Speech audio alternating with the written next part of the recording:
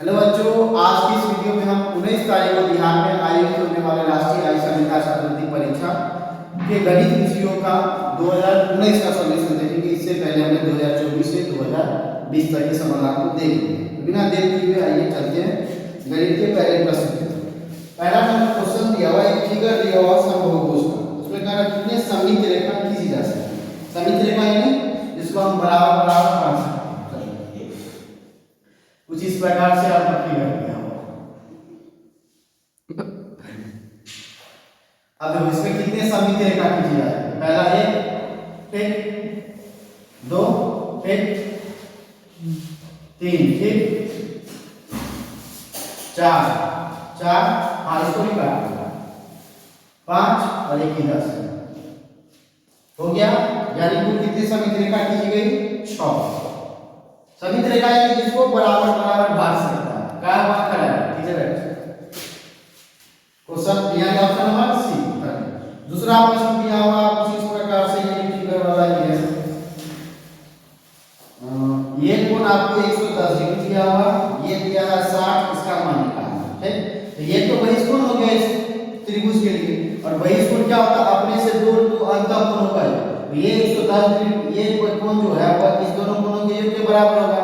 तो ये 110 60 में कितना जोड़ेंगे कि 110 होगा 50। यानी ये जो मेरा कोण है वो कितना हो गया? 50। तो ऑप्शन नंबर बी है। तीसरा क्वेश्चन है 3.1/4 भागा 1.1/4। चलिए इसको पहले सरलता पूर्ण कर ले। 4 के 12 1 13/4 भागा 4 1 4 1 5/4 4 4 गया 13 भागा 5 13/5। जो ऑप्शन नंबर ए है। चौथा नंबर क्वेश्चन है आपका समीकरण से। लेकिन समीकरण आसानी है। 2x + 7 = 15। तो x का मान निकालना है। यानी 7 उधर आ गए, इधर प्लस उधर आ करके माइनस में 15 में से 7 गया 8। 2x का मतलब बताया कि x × 2, यानी यहां 2 जो है वो गुणा उधर आ करके भागा में 2 चौका 8। आंसर है 4, ऑप्शन नंबर बी। चलिए पांचवा नंबर क्वेश्चन का एकदम समांतर माध्य निकालना है। 14 12 16 8 समांतर माध्य निकालना है। जब माध्य निकालने के लिए क्या करते हैं? सबको जोड़ देते हैं। 14 12 26 26 2600 2600 हो गया 32 10 42 42 42 42 8 50 50 10 60 60। आपको कितना देंगे? 1 2 3 4 5 12। Option number B. चलिए छठा क्वेश्चन की तरफ। एक समबाहुभुज का प्रत्येक बाई, देखिए कोई भी बहुभुज हो समबाहुभुज में बाई कोण का योग कितना होता है? 360। तो प्रत्येक बाई कोण कितना होगा? 360 करते हैं। और प्रत्येक बाई कोण कितना दिया हुआ आपको? 45। ठीक, यानी यहां से निकाल देंगे उधर भागो 45 इधर भागो 360 बटे 45 45 गुना 90 और 90 चौका यानी 45 अच्छे कितना हो गया? 360। Option number C. सातवां क्वेश्चन, यदि दो वृत्त के व्यास का अनुपात 4:5 है, तो व्यास का जो अनुपात होगा वही अनुपात आपका त्रिज्या का भी होगा।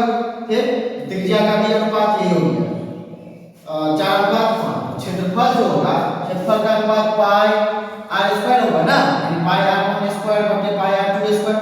यानी क्षेत्रफल का अनुपात वही होगा जो त्रिज्या के वर्ग का अनुपात होगा। तो त्रिज्या का अनुपात 4:5, इसका वर्ग कर दीजिए सीधे। तो 4 16 25। जो ऑप्शन नंबर सी है। चलिए 8 नंबर क्वेश्चन है। 8 नंबर, एक कोण का मान अपने संपूरक कोण के बराबर है। एक कोण का मान संपूरक, तो संपूरक कोण दो कोण जब दोनों कोणों का योग 180 डिग्री, तो दोनों कोण एक दूसरे का संपूरक होता है। देखिए कह रहा एक कोण अगर हम थीटा मानते हैं तो इसका संपूरक थीटा का संपूरक 180 माइनस थीटा। अब ये क्या कर रहा था? दोनों बराबर या दोनों एक दूसरे का संपूरक है। अगर दोनों बराबर है दोनों बराबर कर देंगे। सॉरी थीटा इधर आया, थीटा उधर माइनस इधर आ करके बराबर 180 थीटा और थीटा 2 थीटा बराबर 2 से 90, यानी थीटा का मान कितना आ गया? 90। जो ऑप्शन नंबर सी में, ऑप्शन नंबर सी जाए हम जाए। चलिए 9 नंबर क्वेश्चन की तरफ हम आगे बढ़ते हैं। 9 नंबर क्वेश्चन है संख्या 121 इसका घन, इसके घन संख्या कैसा होगा? सम होगा, विषम होगा, सम या विषम दोनों में से कुछ भी हो सकता है। इनमें से कोई। तो देखिए इसका घन क्या होगा? 1 का घन होगा।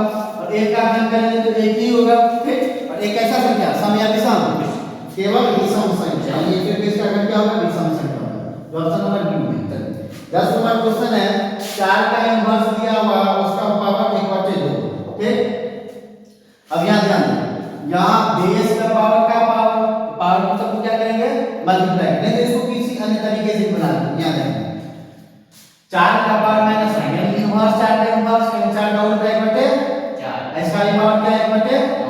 अब किसी भी संख्या का पावर 1/2 मतलब रूट में रूट 1/2, ये कितना है प्लस माइनस 1/2।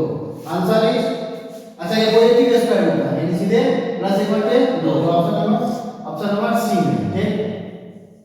11 एक चतुर्भुज जिसमें सम्मुख भुजाओं का केवल एक जोड़ा समांतर है, यानी एक जोड़ा समांतर लेकिन समान नहीं, वह चतुर्भुज कैसा होगा, हम लोग पढ़े हैं समलंब चतुर्भुज में एक जोड़ा समांतर आता है, तो एक जोड़ा असमांतर, ठीक। ये क्या कैसा हो गया, समलंब चतुर्भुज। और ये देखते हैं दोनों आपस में बराबर नहीं है, ऑप्शन नंबर समलंब चतुर्भुज डी है। 12 नंबर क्वेश्चन है 21 सेंटीमीटर त्रिज्या वाले पहिए को 2 चक्कर घुमाने में तय कीजिए, तो पहिया का एक चक्कर में तय कीजिए दूरी, उसका परिधि है ना, परिधि बात, एक चक्कर में तय कीजिए दूरी परिधि, तो 2 चक्कर में क्या होगा 2 गुने परिधि, है ना, 2 गुने 2 पाई 8, 2 गुने 2 यानी 4 गुने 22/7 गुने 8, त्रिज्या कितना दिया हुआ था 21, काट दीजिए 7 दिया 21, ठीक। तो हो गया आपका 4 दिया 12, 22 गुने 12, 12 से गुना करें, 12 गुना 24 का 4 हाथ में 12 गुना 24 24, यानी 264 सेंटीमीटर, तो ऑप्शन नंबर 264 ए। 13 नंबर क्वेश्चन है 39:65, इसका सरलतम, बट सरलतम बताए थे पिछले ही दिन, इसका आंसर बनना कौन सा, ए, कई सरलतम निकटेगा 13 का 3/5 और आगे सरलतम रूप में, ऑप्शन नंबर ए। 14 बोधायन प्रमेय सत्य, बोधायन नहीं पाइथागोरियन, समझ गए, पाइथागोरस प्रमेय, यह समकोण त्रिभुज के लिए लागू है, कर्ण स्क्वायर बराबर लंब स्क्वायर जो आधार है, इसके लिए समकोण त्रिभुज, ऑप्शन नंबर बी, ठीक। 15 नंबर क्वेश्चन है प्रथम 100 प्राकृतिक संख्या में कितनी पूर्ण वर्ग संख्या, तो 1 से 100 तक में कौन कौन पूर्ण वर्ग, देखिए 1 का वर्ग 1 हो गया, 2 का 4, 3 का 9, 3 का 9, 3 का 9, 4 का 16, 5 का 25, 6 का 36, 49, 64, 8 का 9 का 81 और 10 का 100, कुल कितनी पड़ गई वर्ग संख्या है 1 से 100 तक 100, प्रथम 100 प्राकृतिक संख्या का यानी 100 तक कितना हो गया 10, सीधी सी बात है, यानी 10 ऑप्शन नंबर ए। 15 नंबर था ना, 16 नंबर क्वेश्चन की तरफ हम लोग आगे बढ़ते हैं। 16 नंबर क्वेश्चन दिया हुआ है एक टर्म दिया -3/5 a क्यूब b क्यूब, पहला इसमें a क्यूब का गुणांक क्या है, a क्यूब का गुणांक यानी a क्यूब को छोड़ दीजिए, बाकी जो बच गया सभी उसका गुणांक है, a क्यूब का गुणांक पूछा, आप लोग b क्यूब को ये रख देते हैं, समझ गए, क्योंकि गुणांक जो है वक्र मिनिमम को पालन करता है, तो देखिए a क्यूब को छोड़ देंगे तो कितना आ जाएगा इसका गुणांक -3/5 b क्यूब, जो ऑप्शन नंबर ए है।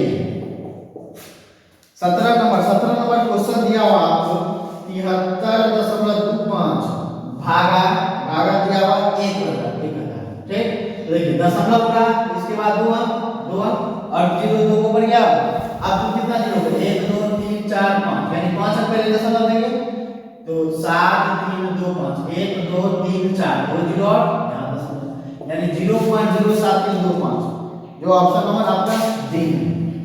चलिए 18 नंबर क्वेश्चन जो है यह जो संकेत है, यह संकेत ये किस चीज का संकेत है, ये तो घनमूल का, समझ गए, अगर कुछ नहीं लिखा रहे वर्गमूल, यहां कुछ नहीं लिखा रहे तो ये किसका वर्गमूल और ये घनमूल का, ठीक, जो ऑप्शन नंबर आपका डी है। तो इस प्रकार कुल 18 ही क्वेश्चन था 2019 में, इस प्रकार हमने आज 2019 के सभी गणित के क्वेश्चंस को देख लिया। एक वर्ष की और क्वेश्चंस बची हुई है, प्रयास करेंगे उसको भी हम लोग कंप्लीट करके। धन्यवाद, मिलते हैं आज की वीडियो में।